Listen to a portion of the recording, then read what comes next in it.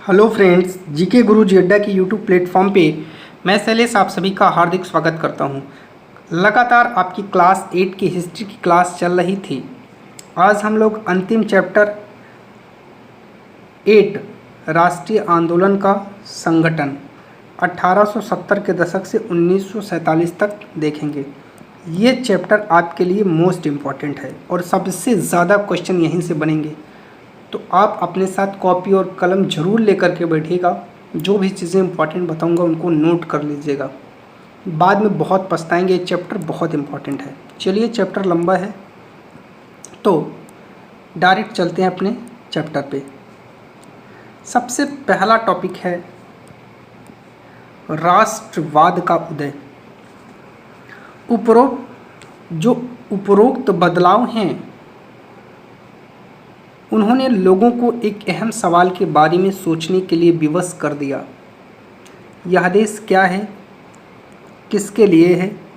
इसका जवाब धीरे धीरे इस रूप में सामने आया। भारत का मतलब यहाँ की जनता। भारत यहाँ रहने वाले किसी भी वर्ग, रंग, जाति, पंथ, भाषा, जेंडर तमाम लोगों का घर है। यह देश और इसके सारे संसाधन, इसकी सारी व्यवस्था उन सभी के लिए है। इस जवाब के साथ ये एहसास भी सामने आया, अंग्रेज़ भारत के संसाधनों व यहाँ के लोगों की ज़िंदगी पर कब्जा जमाए हुए हैं और जब तक यह नियंत्रण खत्म नहीं होता, भारत यहाँ के लोगों का, भारतीयों का नहीं हो सकता। यह चेतना 1850 के बाद बने राजनीतिक संगठनों में साफ दिखाई देने लगी। 1870 से 80 के दशक में बने राजनीतिक संगठनों में यह चेतना और गहरी हो चुकी थी। इनमें से ज़्यादातर संगठनों की बागडोर वकील आदि अंग्रेजी शिक्षित पेशेवर के हाथों में थी। पूना सार्वजनिक सभा, इंडियन एसोसिएशन, मद्रास महाजन सभा, बॉम्बे रेजिडेंसी एसोसिएशन, भारतीय राष्ट्रीय कांग्रेस आदि इस तरह के कुछ प्रमुख संगठन हैं। संप्रभु बाहरी हस्तक्षेप के बिना स्वतंत्र रूप से कदम उठाने की क्षमता। पूना सार्वजनिक सभा, नाम को गौर से देखिए। सार्वजनिक का मतलब सब लोगों का, सबके लिए। हालांकि इनमें से बहुत सारे संगठन देश के खास हिस्सों में काम कर रहे थे, लेकिन वे अपने लक्ष्य को भारत के सभी लोगों को लक्ष्य मानकर चलते थे। उनके मुताबिक उनके लक्ष्य किसी खास इलाके, समुदाय, वर्ग के लक्ष्य नहीं थे। वे इस सोच के साथ काम कर रहे थे कि लोग संप्रभु हों। संप्रभुता एक आधुनिक विचार और राष्ट्रवाद का बुनियादी तत्व है। ये संगठन इस धारणा से चलते थे कि भारतीय जनता को अपने मामलों के बारे में फैसले लेने की आज़ादी होनी चाहिए। 1870 और 80 के दशक में ब्रिटिश शासन के प्रति असंतोष और ज़्यादा गहरा हुआ। 1878 में आर्म्स एक्ट पारित हुआ। इम्पॉर्टेंट है, तुरंत नोट करिएगा। 1878 में आर्म्स एक्ट आया, जिसके जरिए भारतीयों द्वारा अपने पास हथियार रखने का जो अधिकार था छीन लिया गया। उसी साल वर्नाकुलर प्रेस एक्ट भी पारित हुआ। 78 में ही वर्नाकुलर प्रेस एक्ट आया, जिससे सरकार की आलोचना करने वालों को चुप कराया जा सके। इस कानून में प्रावधान था, अगर किसी अखबार में कोई आपत्तिजनक चीज़ छपती है तो सरकार उसकी प्रिंटिंग प्रेस सहित सारी संपत्ति जब्त कर सकती है। 1883 में सरकार ने इल्बर्ट बिल लागू करने का प्रयास किया। ये भी इम्पॉर्टेंट है, 83 में इल्बर्ट बिल आया। इसको लेकर काफ़ी हंगामा हुआ। इस विधेयक में प्रावधान किया गया कि भारतीय न्यायाधीश भी ब्रिटिश या यूरोपीय व्यक्तियों पर मुकदमे चला सकते हैं, ताकि भारत में काम करने वाले अंग्रेज और भारतीय न्यायाधीशों के बीच समानता स्थापित की जा सके। जब अंग्रेज़ों के विरोध की वजह से सरकार यह विधेयक वापस ले लिया तो भारतीयों ने इस बात का काफ़ी विरोध किया। इस घटना ने भारत में अंग्रेज़ों के असली रवैये के बारे में पता चलवा दिया। प्रचारक, ऐसा व्यक्ति जो सूचनाओं के प्रसार, रिपोर्ट्स, बैठकों में भाषण आदि के जरिए किसी खास विचार का प्रचार प्रसार करता है। पढ़े लिखे भारतीयों के लिए एक अखिल भारतीय संगठन की ज़रूरत 1880 से ही महसूस की जा रही थी, परंतु इल्बर्ट विधेयक ने इस चाह को और गहरा कर दिया। 1885 में देश भर के 72 प्रतिनिधियों ने बम्बई में सभा करके भारतीय राष्ट्रीय कांग्रेस की स्थापना का फैसला लिया। तो फैसला कब लिया? 1885 में। कितने प्रतिनिधियों ने? 72 प्रतिनिधियों ने। कहाँ? बम्बई में। संगठन के प्रारंभिक नेता दादा भाई नौरोजी, फिरोज शाह मेहता, बदरुद्दीन तैयबजी, WC बनर्जी, सुरेंद्र नाथ बनर्जी, रोमेश चंद्र दत्त, S सुब्रमण्यम अय्यर एवं अन्य प्रायः बम्बई कलकत्ता के ही थे। नौरोजी व्यवसायी और प्रचारक थे। वे लंदन में रहते थे। कुछ समय के लिए ब्रिटिश संसद के सदस्य भी थे। उन्होंने युवा राष्ट्रवादियों का मार्गदर्शन किया। सेवानिवृत्त ब्रिटिश अफसर ए ह्यूम ने विभिन्न क्षेत्रों के भारतीयों को निकट लाने में अहम भूमिका अदा की। चलिए, ये हैं दादा भाई नौरोजी और इनकी जो है पुस्तक ये है बहुत इम्पॉर्टेंट। नौरोजी की पुस्तक है poverty and un British rule in India में ब्रिटिश शासन के आर्थिक परिणामों की बहुत तीखी आलोचना इन्होंने इसमें किया है। याद रखिएगा।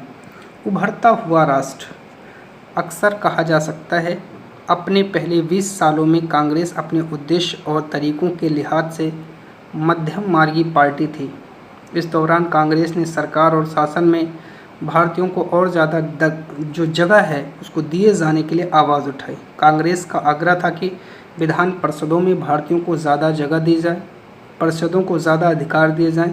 जिन प्रांतों में परिषदें नहीं हैं वहाँ उनका गठन किया जाए। इस काम के लिए उसने मांग की कि सिविल सेवा के लिए लंदन के साथ साथ भारत में भी परीक्षा आयोजित की जाए। एक शब्द आया है निरस्त करना, किसी कानून को समाप्त करना, किसी कानून की वैधता अधिकृत रूप में समाप्त करना।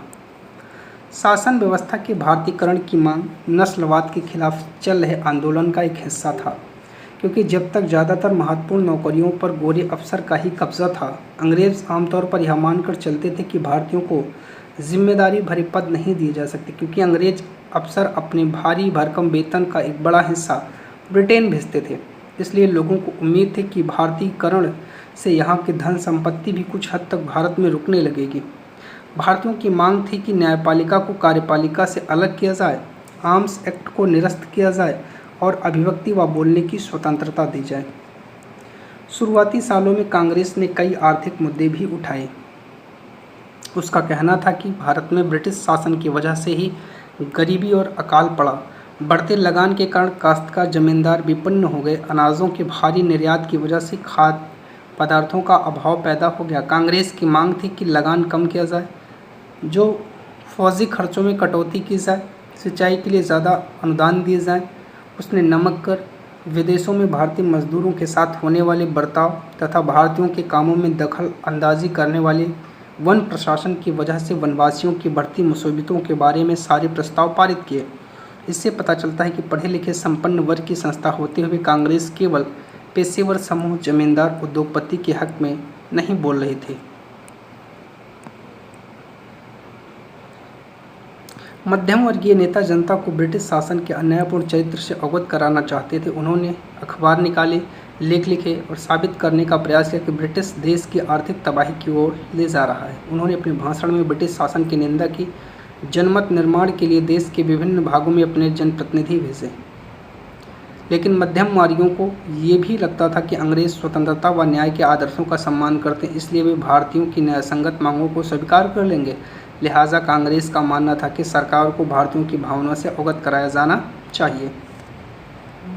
स्वतंत्रता हमारा जन्मसिद्ध अधिकार है। 1890 के दशक तक बहुत सारे लोग कांग्रेस के राजनीतिक तौर तरीकों पर सवाल खड़ा कर रहे थे। वे बंगाल, पंजाब, महाराष्ट्र में बिपिन चंद्र पाल, बाल गंगाधर तिलक, लाला लाजपत राय जैसे नेता आमूल परिवर्तनवादी उद्देश्य और पद्धति के अनुरूप काम करने लगे। उन्होंने निवेदन की राजनीति के लिए नरमपंथियों की आलोचना की और आत्मनिर्भरता तथा रचनात्मक कामों के महत्व पर जोर दिया। उनका कहना था कि लोगों को सरकार के नेक इरादों पर नहीं बल्कि अपनी ताकत पर भरोसा होना चाहिए। लोगों को स्वराज के लिए लड़ना चाहिए। तिलक ने नारा दिया, स्वतंत्रता मेरा जन्मसिद्ध अधिकार है और मैं इसे लेकर रहूँगा। तो यहाँ स्वतंत्रता स्वराज के लिए आया है, ठीक है, याद रखिएगा। चलिए आगे बात करते हैं 1905 में वायसराय कर्जन ने बंगाल का विभाजन कर दिया। तो विभाजन का हुआ 1905 में। उस वक्त बंगाल ब्रिटिश भारत का सबसे बड़ा प्रांत था। बिहार और उड़ीसा के कुछ भाग भी उस समय बंगाल में थे। अंग्रेजों का कहना था कि प्रशासकीय सुविधा को ध्यान में रखते हुए बंगाल का बंटवारा करना जरूरी था, परंतु प्रशासकीय सुविधा का मतलब क्या था, इससे किसको सुविधा मिलने वाली थी। जाहिर है कि इसका ताल्लुक अंग्रेज अक्सर अपने व्यापारियों के फायदे से था, लेकिन सरकार ने गैर बंगाली इलाकों को अलग करने की बजाय उसके पूर्वी भागों को अलग करके असम में मिला दिया। पूर्वी बंगाल को अलग करके पीछे अंग्रेज़ों का मुख्य उद्देश्य ये रहा कि बंगाली राजनेताओं के प्रभाव पर अंकुश लगाया जाए और बंगाली जनता को बांट दिया जाए। बंगाल विभाजन से देश भर में गुस्से की लहर फैल गई। मध्यम वर्गीय और आमूल परिवर्तनवादी कांग्रेस के सभी धड़ों ने इसका विरोध किया, विशाल जनसभाओं का आयोजन किया, जुलूस निकाले, जन प्रतिरोध के नए नए रास्ते ढूंढे गए। इससे जो संघर्ष उपजा उसे स्वदेशी आंदोलन के नाम से जाना गया। इस आंदोलन बंगाल से सबसे ताकतवर था, परंतु अन्य इलाकों में भी।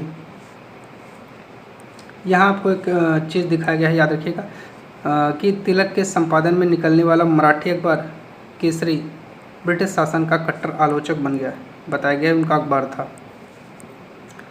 इसकी भारी अनुगूंज सुनाई दी। उदाहरण के लिए आंध्र के डेल्टा इलाकों में वंदे मातरम आंदोलन के नाम से जाना जाता था। स्वदेशी आंदोलन ने ब्रिटिश शासन का विरोध किया और स्वयं सहायता, स्वदेशी उद्यम, राष्ट्रीय शिक्षा, भारतीय भाषा के उपयोग को बढ़ावा दिया। स्वराज के लिए आमूल परिवर्तन ने जनता को लामबंद करने और ब्रिटिश संस्थाओं व वस्तुओं के बहिष्कार पर जोर दिया।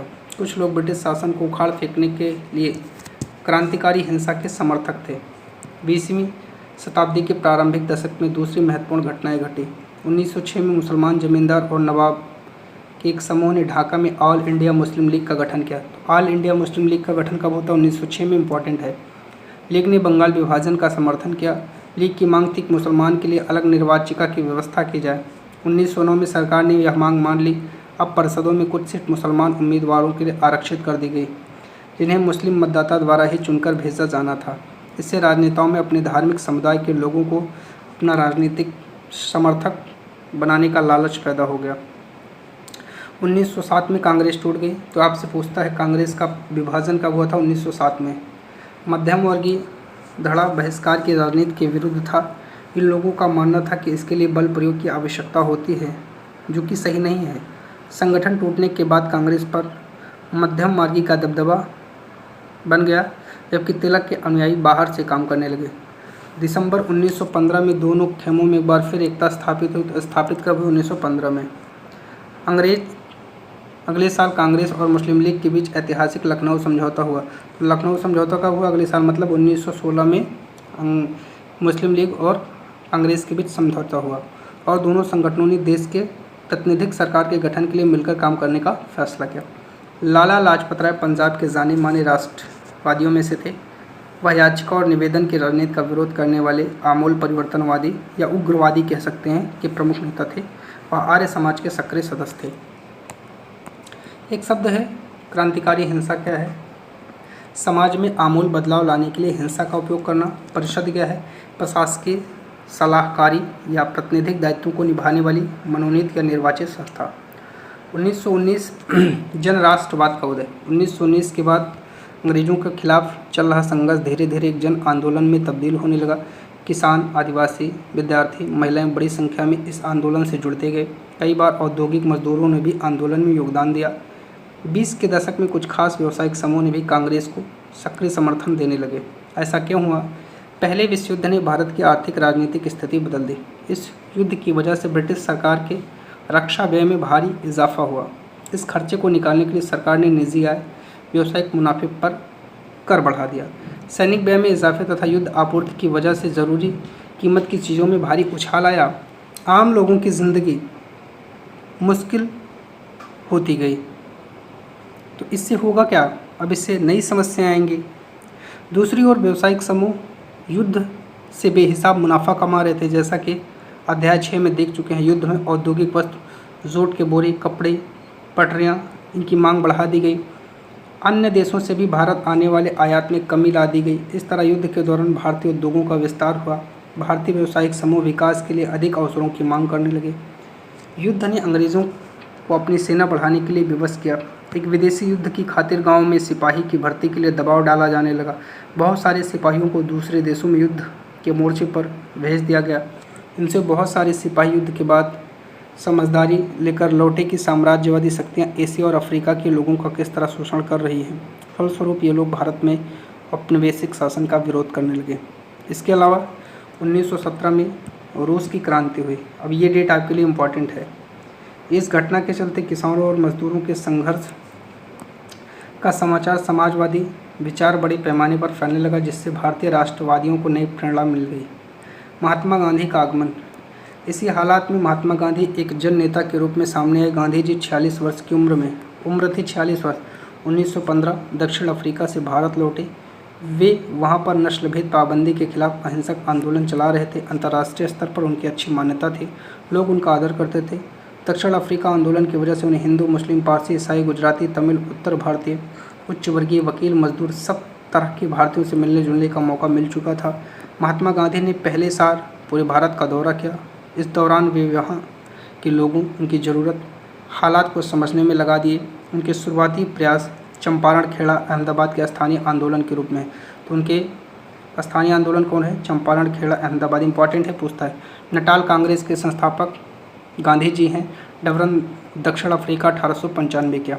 1895 में अन्य भारतीयों के साथ महात्मा गांधी ने नस्ली भेदभाव का विरोध करने के लिए नटाल कांग्रेस का गठन किया, जिसका चित्र आपको नीचे दिखाया गया है सामने। इन आंदोलन के माध्यम से उनका राजेंद्र प्रसाद और वल्लभ भाई पटेल से परिचय हुआ।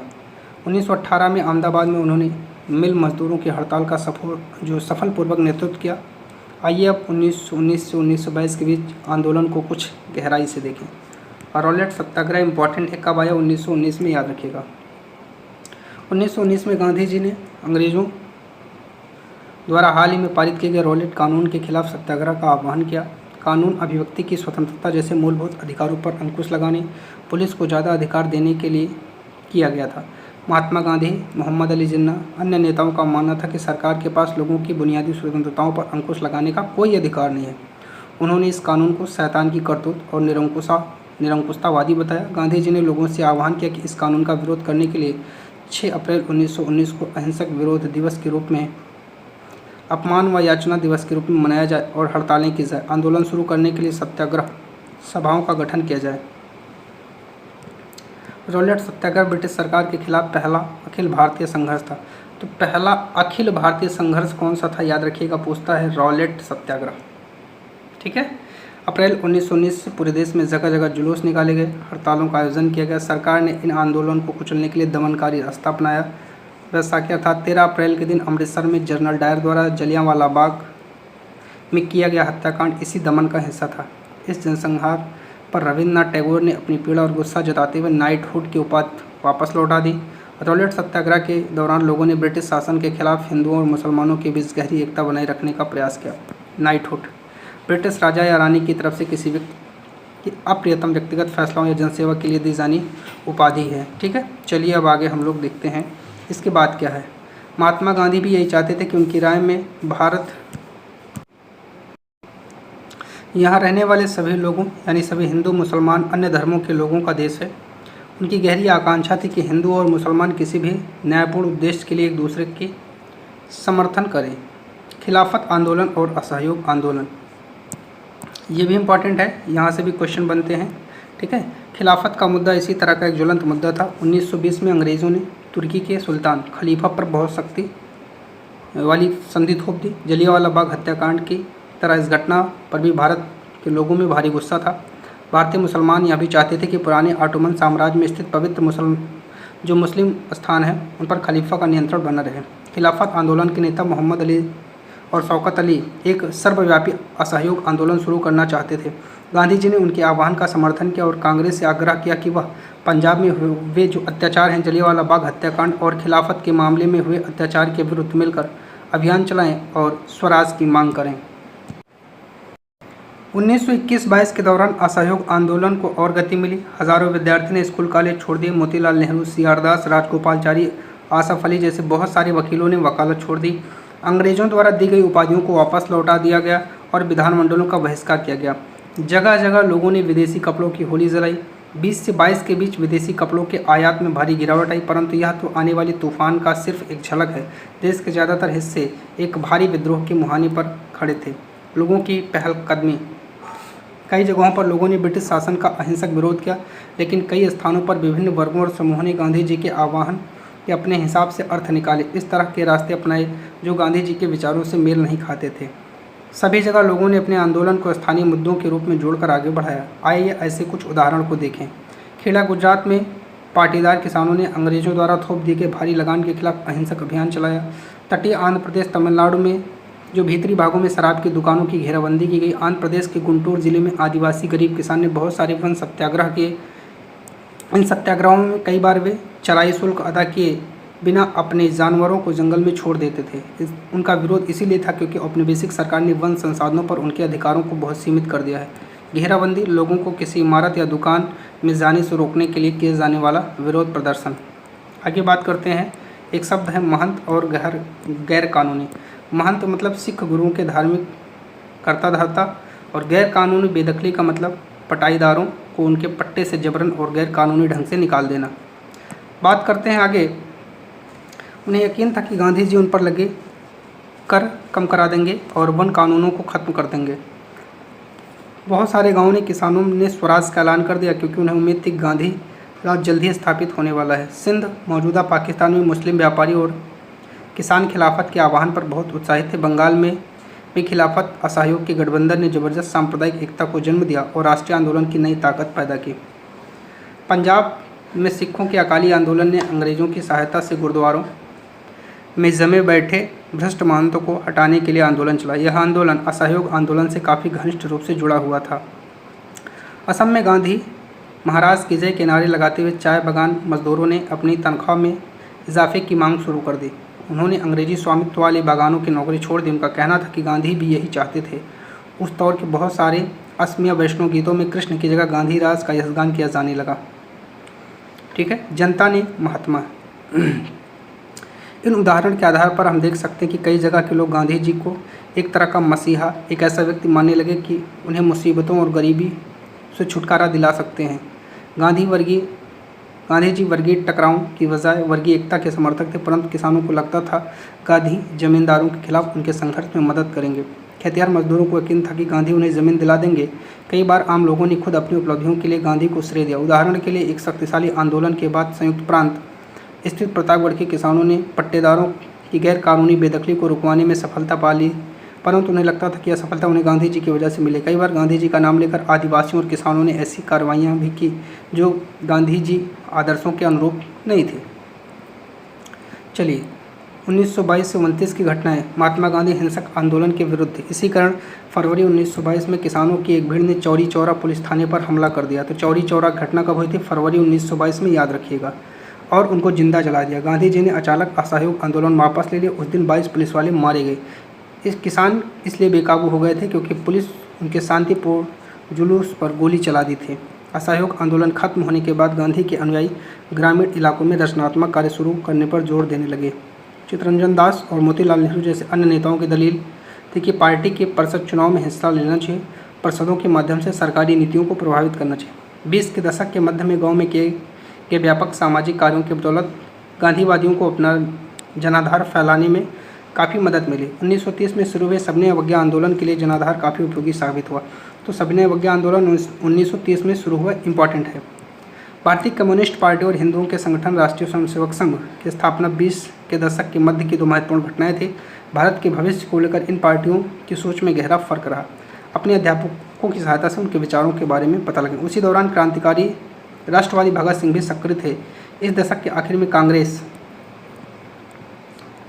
ये है साइमन कमीशन का विरोध करते आंदोलनकारी। 1927 में इंग्लैंड की बैठी ब्रिटिश सरकार ने लॉर्ड साइमन की अगुवाई में एक आयोग भारत भेजा। इस आयोग को भारत के राजनीतिक भविष्य का फैसला करना था। इस आयोग में कोई भारतीय प्रतिनिधि नहीं था। इस फैसले की वजह से भारत में भारी असंतोष पैदा हुआ। सभी राजनीतिक संगठनों ने आयोग का बहिष्कार किया। जब कमीशन के सदस्य भारत पहुंचे तो प्रदर्शन के साथ उनका स्वागत किया गया। प्रदर्शनकारियों का नारा था, साइमन वापस जाओ। आगे ने पूर्ण स्वराज का प्रस्ताव पारित किया। मोतीलाल नेहरू की अध्यक्षता में 1929 में पारित किए गए इस प्रस्ताव के आधार पर 26 जनवरी 1930 को पूरे देश में स्वतंत्रता दिवस मनाया जाएगा।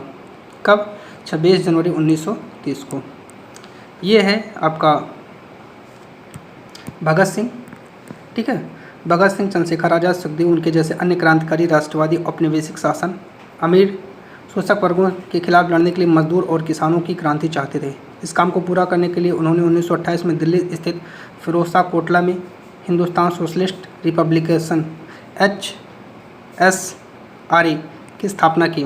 17 दिसंबर 1928 को भगत सिंह, चंद्रशेखर आज़ाद जो आज़ाद हैं और राजगुरु ने लाला लाजपत राय पर लाठीचार्ज वाले जो किया था सैंडर्स नामक पुलिस अफसर की हत्या कर दी। इसी लाठीचार्ज के कारण बाद में लाला लाजपत राय की मृत्यु हो गई थी। अपने साथी राष्ट्रवादी BK दत्त के साथ भगत सिंह ने 8 अप्रैल 1929 को केंद्रीय परिषद में बम फेंका। क्रांतिकारियों ने अपने पर्चे में कहा था कि उनका मकसद किसी जान लेना नहीं बल्कि बहरों को सुनाना है, क्या विदेशी सरकार को उसके द्वारा किए जा रहे भयानक शोषण से अवगत कराना। भगत सिंह, सुखदेव, राजगुरु को 23 मार्च 1931 को फांसी चढ़ा दिया गया। भगत सिंह की आयु सिर्फ 23 साल थी। ये सभी की सभी डेटे इंपॉर्टेंट हैं, इनको बहुत अच्छे तरीके से याद कर लीजिएगा, यहाँ से बहुत क्वेश्चन बनेंगे। दांडी मार्च, पूर्ण स्वराज अपने आप में आने वाला नहीं था, इसके लिए लोगों को लड़ाई में उतरना था। 1930 में गांधी जी ने ऐलान किया वह नमक कानून तोड़ने के लिए यात्रा करेंगे। उस समय नमक के उत्पादन और बिक्री पर सरकार का एक अधिकार होता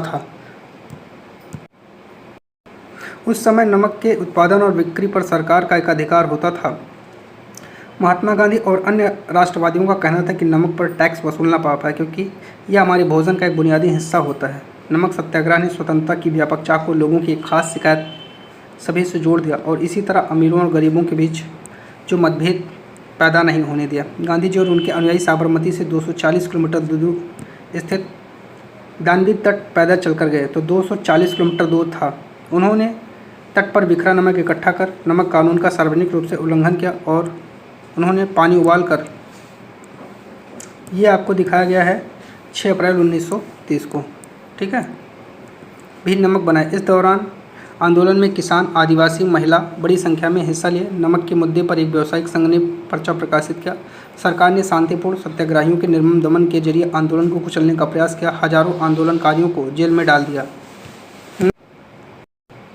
भारतीय जनता के साझा संघर्षों के चलते आखिरकार 1935 के गवर्नमेंट इंडिया एक्ट में प्रांतीय स्वायत्तता का प्रावधान किया गया। सरकार ने ऐलान किया कि 1937 के प्रांतीय विधायिकाओं के लिए चुनाव कराए जाएंगे। इन चुनावों के परिणाम आने पर 11 में से 7 प्रांतों में कांग्रेस की सरकार बनी। प्रांतीय स्तर पर 2 साल के कांग्रेसी शासन के बाद सितंबर 1939 में दूसरा विश्व युद्ध छिड़ गया। हिटलर के प्रति आलोचनात्मक रवैये के कारण कांग्रेस के नेता ब्रिटेन के युद्ध प्रयासों में मदद करने को तैयार थे। इसके बदले वो चाहते थे कि युद्ध के बाद भारत को स्वतंत्र कर दिया जाए। अंग्रेजों ने यह बात नहीं मानी। कांग्रेसी सरकार ने इसका विरोध करना शुरू कर दिया और इस्तीफा दे दिया, ठीक है। महात्मा गांधी के साथ सरोजिनी नायडू, पेरिस 1931। 1920 के दशक की शुरुआत से ही राष्ट्रीय आंदोलन में सक्रिय सरोजिनी नायडू दांडी यात्रा के मुख्य नेताओं में से एक थी। भारतीय राष्ट्रीय कांग्रेस के अध्यक्ष पद पर पहुंचने वाली पहली महिला थी 1925 में। इम्पॉर्टेंट है, याद रखिएगा। चलिए, प्रांतीय स्वतंत्रता के मतलब क्या है? संघ के भीतर रहे प्रांतों को तुलनात्मक रूप से स्वतंत्र निर्णय लेने की क्षमता। चलिए, भारत छोड़ो और उसके बाद महात्मा गांधी ने दूसरे विश्व युद्ध के बाद अंग्रेजों के खिलाफ आंदोलन का एक नया चरण शुरू किया। उन्होंने अंग्रेजों को चेतावनी दी वे फौरन भारत छोड़ दें। गांधी ने भारतीय जनता से आह्वान किया कि वे करो या मरो के सिद्धांत के चलते अंग्रेजों के विरुद्ध अहिंसात्मक ढंग से संघर्ष करें। गांधी जी और अन्य नेता भी फौरन जेल में डाल दिया गया। इसके बावजूद यह आंदोलन फैलता गया। किसान और युवा इस आंदोलन में बड़ी संख्या में शामिल हुए। विद्यार्थी अपनी पढ़ाई लिखाई छोड़कर आंदोलन में कूद पड़े। देश भर में संचार तथा राजसत्ता के प्रतीकों पर हमले हुए। बहुत सारे इलाकों में लोगों ने अपनी सरकारों का गठन कर लिया। सबसे पहले अंग्रेजों ने बर्बरता दमन का रास्ता अपनाया। 43 के अंत तक 90,000 से ज़्यादा लोग गिरफ्तार कर लिए गए। लगभग 1,000 लोग पुलिस की गोली से मारे गए। बहुत सारे इलाकों में हवाई जहाज़ों से भी भीड़ पर गोलियां बरसाई गई, परंतु आखिरकार इस विद्रोह ने ब्रिटिश राज को घुटने पर टेक दिया, ठीक है। यह है सुभाष चंद्र बोस के बारे में। समाजवादी विचार रखने वाले, ठीक है, और उग्रवादी राष्ट्रवादी सुभाष चंद्र बोस अहिंसा के गांधीवादी आदर्शों में विश्वास नहीं रखते थे। हालांकि राष्ट्रपिता के रूप में गांधी को सम्मान करते थे। जनवरी 1941 में उन्होंने बिना किसी को बताए कलकत्ता छोड़ दिया। जर्मनी के रास्ते सिंगापुर पहुंच गए। भारत को अंग्रेजों से नियंत्रण से मुक्त कराने के लिए उन्होंने वहां आज़ाद हिंद फौज, इंडियन नेशनल आर्मी का गठन किया। 1944 में आज़ाद हिंद फौज ने इम्फाल और कोहिमा की ओर से भारत में प्रवेश करने का प्रयास किया, परंतु भारत यह अभियान सफल नहीं हो पाया। ठीक है, और इसके सदस्यों को कैद कर लिया गया और उन पर मुकदमे चलाए गए। देश भर में तमाम तरह के लोगों ने आज़ाद हिंद फौज के सिपाहियों पर चलाए गए मुकदमे के खिलाफ चले संघर्षों में हिस्सा लिया। स्वतंत्रता और विभाजन की ओर 1940 में मुस्लिम लीग ने देश के पश्चिमोत्तर और पूर्वी क्षेत्रों में मुसलमानों के लिए स्वतंत्र राज्यों की मांग करते हुए प्रस्ताव पारित किया। इस प्रस्ताव में विभाजन या पाकिस्तान का जिक्र नहीं था। मुस्लिम लीग ने उपमहाद्वीप के मुसलमानों के लिए स्वायत्त संस्थाएं की मांग क्यों की थी? 1930 के दशक में आखिर के सालों में लीग मुसलमानों और हिंदुओं को अलग अलग राष्ट्र मानने लगे थे। इस विचार तक पहुंचने में 20-30 के दशक में हिंदू और मुस्लिमों के कुछ संगठन के बीच हुए तनातनों। ठीक है, अब यहाँ आपको कुछ नेता दिखाए गए हैं। जैसे पहला चित्र है कार्यकारी समिति के सदस्य, सेवाग्राम 1942। ठीक है, मौलाना आज़ाद का जन्म मक्का में हुआ। पिता बंगाली, माँ अरब मूल रूप की जो है अरब मूल की थे। बहुत सारी भाषाओं के जानकार, आज़ाद इस्लाम के विद्वान। ठीक है, वहादते दीन यानी सभी धर्मों की बुनियादी एकता के हिमायती थे। गांधीवादी आंदोलन में हमेशा सक्रिय रहने वाले और हिंदू मुस्लिम एकता के पक्के हिमायती थे। उन्होंने जिन्ना के द्विराष्ट्र निर्माण का विरोध किया था, याद रखिएगा। ठीक है, वयोवृद्ध और दक्षिण में नमक सत्याग्रह के नेता श्री राजगोपालचारी 46 में बनी अंतरिम सरकार के सदस्य थे। स्वतंत्र भारत के पहले भारतीय गवर्नर जनरल थे। उन्हें लोग राजा जी के नाम से जानते थे। ठीक है, चलिए। सरदार वल्लभ भाई पटेल 45-47 के दौरान आज़ादी के लिए चली वार्ताओं में एक अहम भूमिका अदा की। पटेल नादियाड़ गुजरात के एक गरीब किसान व्यवसायी परिवार से थे। 18 के स्वतंत्रता आंदोलन की अगली कतार में रहने वाले पटेल 31 में कांग्रेस के अध्यक्ष हुए रहे। मोहम्मद अली जिन्ना 20 तक हिंदू मुस्लिम एकता के समर्थन में सक्रिय रहे। जिन्ना ने लखनऊ समझौता करवाने में अहम भूमिका अदा की। 34 के बाद उन्होंने मुस्लिम लीग को पुनर्जीवित किया और अंत में पाकिस्तान की स्थापना के सबसे मुख्य प्रवक्ताओं की कतार में पहुंच गए। बम्बई अधिवेशन से पहले महात्मा गांधी से बात कर रहे हैं पंडित जवाहरलाल नेहरू 1946। गांधी के शिष्य, कांग्रेस, समाजवादी और अंतर्राष्ट्रीय विचार रखने वाले नेहरू राष्ट्रीय आंदोलन स्वतंत्र भारत की आर्थिक राजनीतिक व्यवस्था के मुख्य शिल्पी में से थे। सामान्य निर्वाचन क्षेत्र, ऐसे निर्वाचन क्षेत्र जहाँ किसी धार्मिक अथवा अन्य संप्रदाय के लिए कोई आरक्षण नहीं है।